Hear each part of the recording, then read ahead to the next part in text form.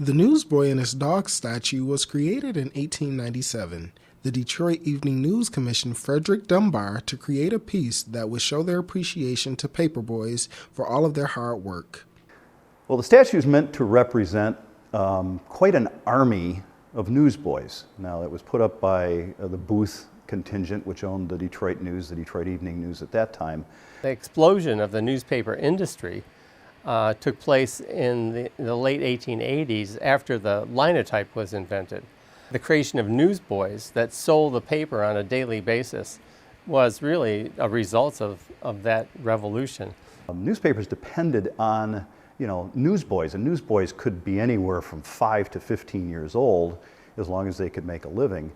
So the newsboys were very, very important to the distribution of newspapers, and the Booth empire was huge based on newspapers and therefore based on newsboys. The newsboy had been missing for years after being stolen in the 1960s.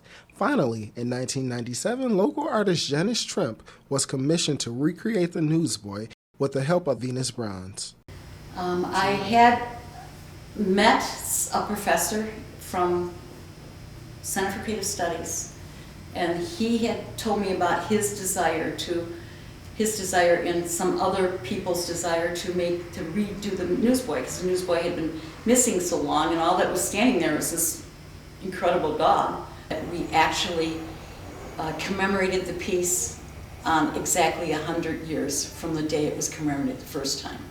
When a piece is finished, they have like an opening or a dedication, they call it, and they dedicate it to whoever it's supposed to be dedicated toward. And they had a big tent set up, and all the people were there from the Detroit News, and it was really quite nice. If you're driving by or walking past the Newsboy and His Dog statue, remember, this statue is more than just a boy counting his change with his dog by his side, but it represents an army of newsboys trying to make a living.